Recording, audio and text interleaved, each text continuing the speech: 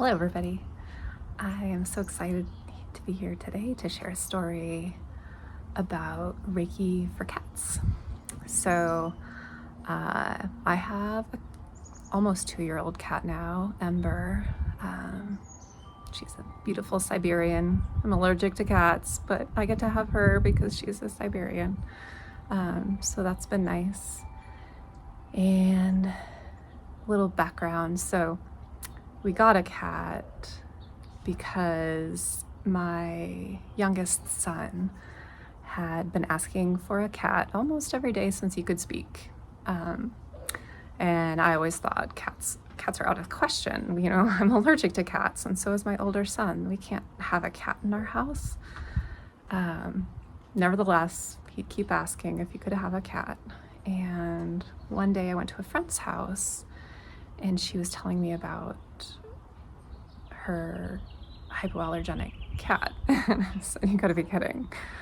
Cats aren't hypoallergenic. Maybe the hairless kind are hypoallergenic, but yeah, certainly not just normal, furry, fluffy cats.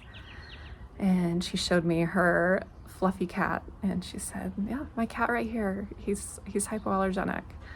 And so I investigated more, and sure enough, their cats are not 100% hypoallergenic, but they have a very low production of the protein that most people are allergic to, which makes them much more hypoallergenic. So I can't say it's a 100% rule. So if you're like extremely allergic, it's probably a no-go, but you can also have them tested to see if they produce the allergen.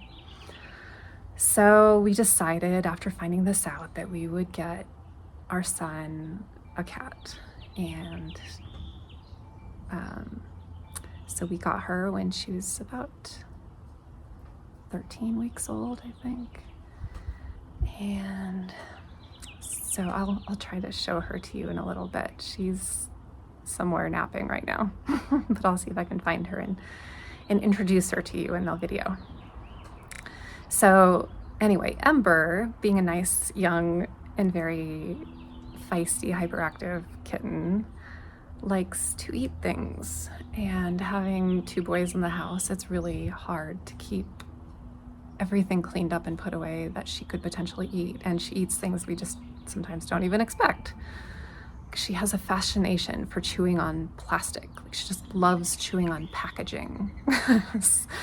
I don't know what it is. And licking it. You can hear a little like barbed, rough tongue licking the plastic. She just loves it. So we have to be really careful about keeping those things put away. And the other thing she really likes is anything string-like, particularly curling ribbon, which we found out the hard way. So there was one day she was just super sick, and I didn't know what happened. I guessed maybe she had eaten something, but I wasn't sure. And maybe it's not even that. Maybe there's just something that really just upsets her tummy. We aren't sure. We're still trying to figure that one out. But she has days when she's really sick, and she'll be throwing up a lot and having diarrhea. We'll have to clean her because she just gets to be a mess. And she's really lethargic those days. And so she was having a really bad day like that, and I was really nervous. I was on the fence about whether to take her to the vet. We've taken her before and gone through the huge expenses of all the x-rays and tests, blood tests and whatnot, trying to figure out if we could uncover something, and we've never had a resolution.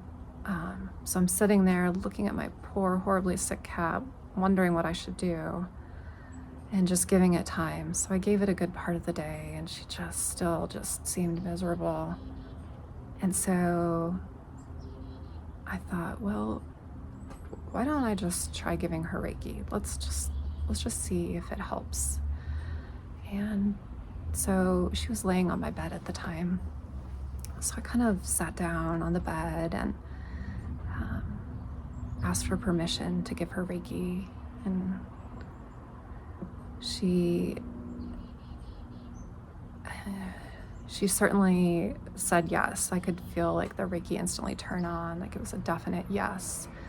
And as I sat closer to her, she didn't move away. She was just comfortable with me being there. And so I gave her Reiki for a while, and it was amazing. It was really flowing. So if you've been trained in Reiki, you probably know the feeling of like all the energy coming out of your hands. It's kind of, can be an amazing but a little overwhelming experience when you're new to it.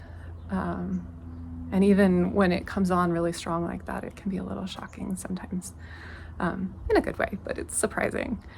And so Reiki was definitely flowing for her, and she just was soaking it up, and she'd roll over and stretch out and let me see her belly. So I had Reiki her belly, not touching her, because I knew that she was not saying, yeah, touch my belly. That was not an invitation. It was just like, this is where I need Reiki. And so I think I gave her Reiki for about a half hour, which for her is pretty long, is a pretty long time. And after about a half hour, I could feel like the Reiki was really slowing down and turning off. Like she felt pretty full, and she had fallen asleep. And so I just let her sleep and went and did other things. And then I think she slept for about an hour, and then got up and was walking around and showing interest in her food and water. She was like way more alert than she had been all day, despite having slept a good part of the day and it not helping. And so I just kind of monitored her for the rest of that evening, and she seemed to be doing better and better. She even, I think, wanted to play a little bit, which was a huge shift, and she definitely wanted to be around everyone. She kept going over to her food bowl, not eating, but going over to it. And she did start drinking just a little bit before we went to bed that night. And when I got up the next morning, her bowl was empty. She'd eaten her food. She was feisty and storming around the house like a wild banshee. And she was just her normal self again. And I just marvel at how well it works. And that was just the first time I did that for her. So the next time she got sick, she was laying on the rocking chair and again wanted Reiki, and I gave it to her, and again she rolled over onto her back and was showing me her belly, wanting Reiki right into her belly. And again, I think she got up and ate within an hour that time, which was amazing. So it's just beautiful. I think that, that beautiful loving life force energy, it's there for everyone and everything, and all the animals and plants, and just have to remember to turn it on and use it, and allow it to flow through you. So anyway, let me see if I can find Ember, and if not, then I'll just record a second little video to tack on to introduce her, because she's gorgeous and a lot of fun. Okay, I've got her. She's not one that loves to be held much, but here's my beautiful girl. Isn't she lovely? Yeah, she's sleepy. I rudely got her up from a nap. Anyway, have a good day. Enjoy your pets. Bye.